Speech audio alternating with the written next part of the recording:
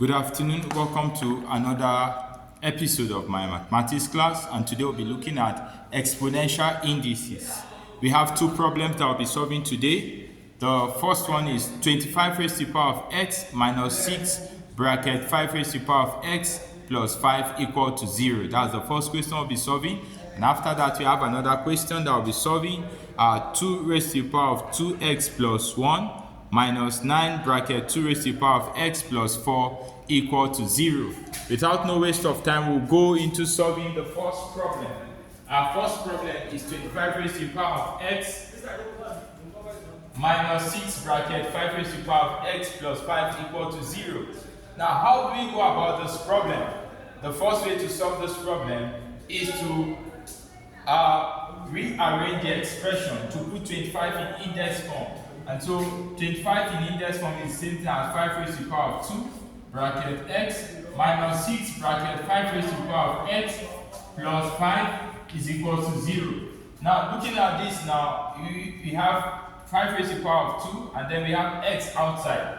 Now, it is possible for us to rearrange this, and instead of writing 5 raised to the power of 2 or raised to the power of x, we can write 5 raised to the power of x first or raised to the power of 2. Because when you have 3 raised to the power of 2 or raised to the power of or raised to the power of 3, it's still the same thing as 3 raised to the power of 3 or raised to the power of 2. So we will apply this technique in solving this problem. So in solving this problem, we now rewrite 5 raised to the power of 2 raised to the power of x. So the expression will now become 5 raised to the power of x or raised to the power of 2 minus 6 raised to the power of 6 bracket 5 raised to the power of x plus 5 equal to 0. Now, why did we have to rearrange this expression? We have to rearrange it so that there will be uniformity, so that we can have 5 raised to the power of x, 5 raised to the power of x, and then we can furthermore simplify the expression.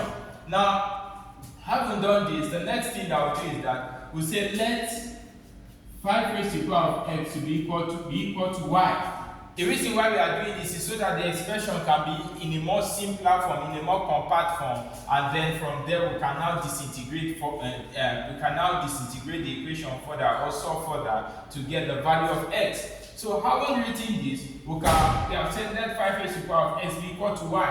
We can now write that instead of us to write 5 raised to the power of x, since you have said 5 raised to the power of x is equal to y, we can now write that y raised to the power of 2 minus 6, here we have 5 raised to the power of x, so we represent it as y, is equal plus 5 is equal to 0.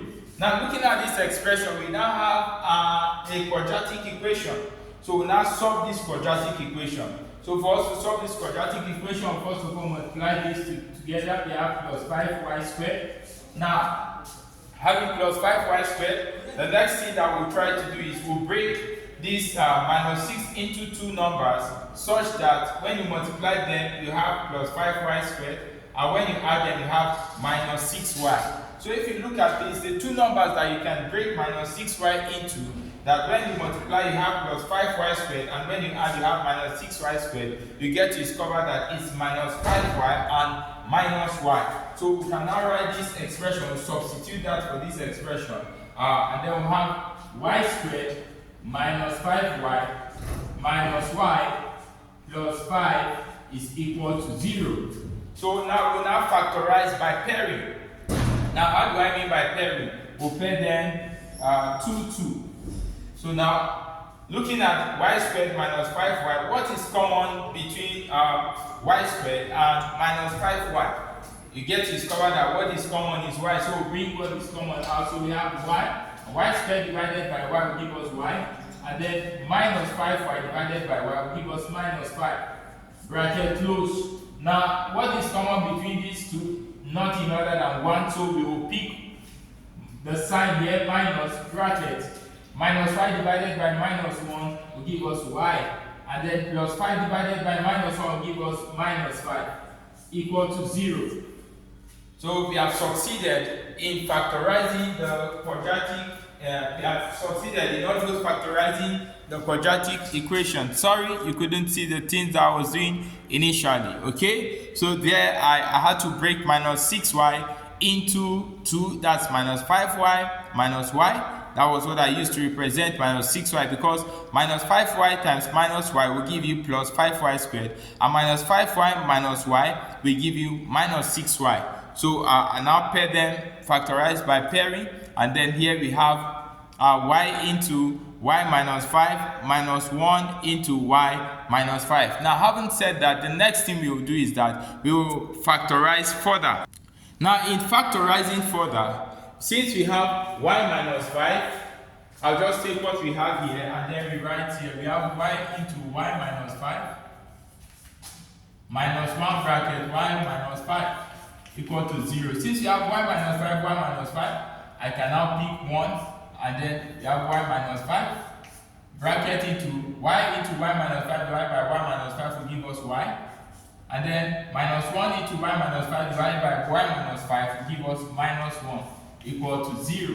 So we have y minus 5 equal to 0, so y is equals to 5, and then y minus 1 equal to 0, y is equals to 1. Now, mind you, before getting to this level, we have already said 5 raised to the power of x is equals to y, which means wherever y is, we can represent it as 5 raised to the power of x, and wherever 5 raised to the power of x is, we can also represent it as y. So, having said that, we'll now write that 5 raised to the power of x is equals to y. So now, when our y is equals to 5, it means since 5 raised to the power of x is equals to y, it means 5 raised to the power of x is equals to 5 raised to the power of 1, because 5 is the same thing as 5 raised to the power of 1. Since the bases are equal, these are called the bases and these are the powers. Since the bases are equal, we'll now equate the power. So equating the powers. So when we equate the powers, we have x to be equal to 1. So we'll now go on further. We say when we have solved when x is y is equal to 5. Now when y equal to 1, when y is equals to 1, this means 5 raised to the power of x is equals to 1. And according to the law of indices, anything raised to the power of 0 is equal to 1. So what we'll just do is instead of us to put 1 there, so that we can have a common base, 5 raised to the power of s and 5 raised to the power of something, we'll represent this one as 5 raised to the power of 0. So say 5 raised to the power of s equal to 5 raised to the power of 0. As I said earlier on, anything raised to the power of 0 is equal to 1. Since the bases are equal, we'll equate the powers. So equating the powers.